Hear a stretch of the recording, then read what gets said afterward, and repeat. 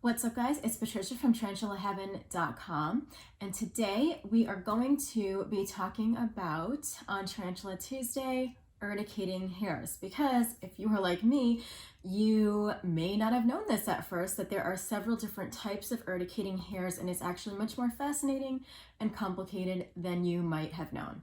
Right next to me, I have a beautiful Chilean hair named Spidey, who is unfortunately nowhere to be found because she's actually in the middle of her log right now. So I'm hoping that maybe sometime during this video, she will make her way down here into her little glass dome so you guys can not only witness her being in her dome for a change, but actually see her move around because she loves being down here. Or maybe she'll surface, I don't know. I hope she moves because the last few videos she's been incredibly still. So let's see what she does today. And I also imagine that the jealous cat is up. I think I just heard her jump off the bed, so I'm sure she will also be crying in this video. Hopefully, right? Anyway, so if you're like me, you've probably done quite a bit of research in the beginning of your tarantula keeping journey, and I had done tons of it. However, the more I gain experience, the more I realize how much I really didn't know and still don't know. Despite being in the tarantula hobby for many years, it wasn't until last year that I found out that there were different types of urticating hairs, and that it's not just as simple as these are itchy little hairs that our tarantulas like to throw off their butts when they're sassy. So if you actually weren't sure what urticating hairs are, they're also known as sassy. I'm not sure if I'm pronouncing that correctly, but I hope I am. And this is the special hairs that are commonly on the tarantula's bottom or on their abdomen. So if you've ever seen your tarantula kick hairs at you, these are the hairs that they are flinging into the air to defend themselves, right? So this is just a defense mechanism for the tarantula. They're not being malicious, they're just scared, and that's why they do that. So in the wild, the tarantulas would be throwing these at predators, or they would be in captivity, perhaps throwing them off at you, but hopefully not if you're treating your tarantulas really well. People usually get these urticating hairs on like their arms and their hands, you know, because sometimes we might have a really skittish tarantula who, even if you're trying to be very respectful and just cleaning their water dish or their enclosure, they just, you know, go right into defense mode very quickly. And usually it doesn't cause too many problems. You might have an itchy rash or something for a few days. However, for some people, they're severely allergic to these hairs, and it actually causes very severe reactions. And, you know, God forbid you get these hairs in your eyes, on your face, or you breathe them in, then you will likely need very quick medical attention at a hospital. So here's something that a lot of new tarantula owners don't know, is that old world tarantulas actually don't have these urticating hairs. The old world tarantulas typically have much more strong venom because this is their only defense, and so it's much more potent, and that's the theory that we believe that's why. New world tarantulas, they have venom, but they also have the urticating hairs, and the thinking is that the tarantulas, or these tarantulas, will actually use the urticating hairs first as their first go-to defense mechanism before going for a bite.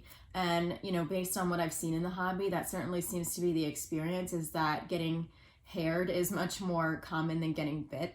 And it is thought that new world tarantulas do not have as much potent venom as the old world tarantulas because they have two defenses instead of one.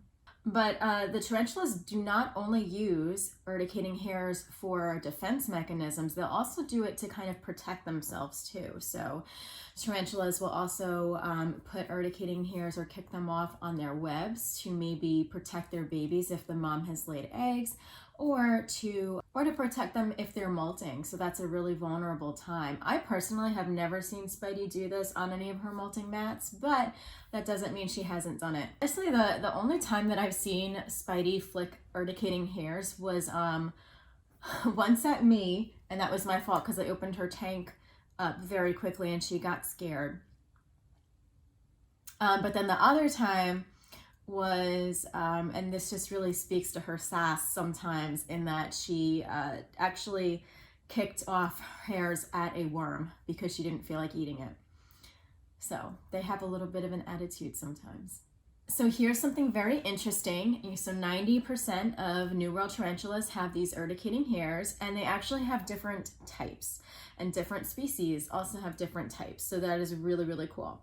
Right now, we know that there are 7 types, and I'll kind of summarize them below. This is by no means an extensive list or all of the information out there, but I'll just kind of summarize them really quick.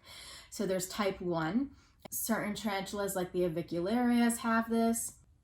It says that these type 1 hairs are very effective against invertebrates, both actively and passively in webs and cocoons. Some larvae are being perforated and killed by type 1 hairs. Type 2 is also embedded into the skin or into anything by the tip that penetrates. It's like a barb, I'm guessing. Avicularia has these. For these particular types, you need direct contact with the setae.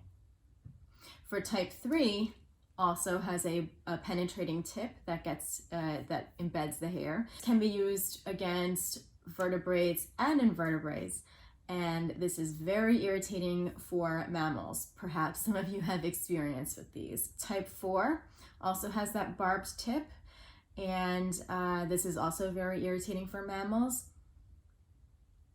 They also come in different sizes. So as I'm mentioning, these types have different sizes too. Type 5, very short and light compared to other types of urticating hairs. This is embedded into the hair follicle. And this type is actually on the pedipalp, so that's really interesting. Type 6, embedded in the hair follicle. Type 7, this one's a little bit different from the others. It has a small distal oval patch of reversed barbs near the penetrating tip and small barbs that extend along the whole setae from the apex. So those are the 7 types. I don't have too much other information about them, but you can see that tarantulas are quite strategic in the way that they handle predators. These hairs are much more complicated than I thought. At first glance, we know that there's an itchy hairs, but mostly that tarantulas look very soft and fluffy and beautiful with the way that their hairs are. However, when you get closer and you actually start learning about the hairs, it is so much more fascinating and complicated. They're really like these little fighting machines. Anyway, if you want to learn more about these urticating hairs, the Tarantula Collective has an amazing video on these, very educational, and I will link that down below, so definitely check that out. Richard Stewart does such an amazing job over there at educating while making very entertaining videos, so I highly recommend that you check that out.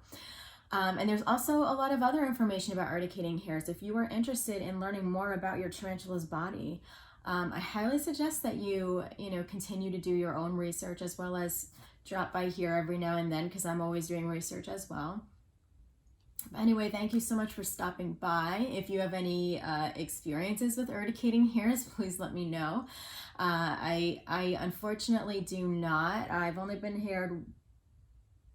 had the hairs kicked at me once, and I was lucky enough not to get any of them on me, so I don't have any experience, but I've heard that it is quite interesting when you do.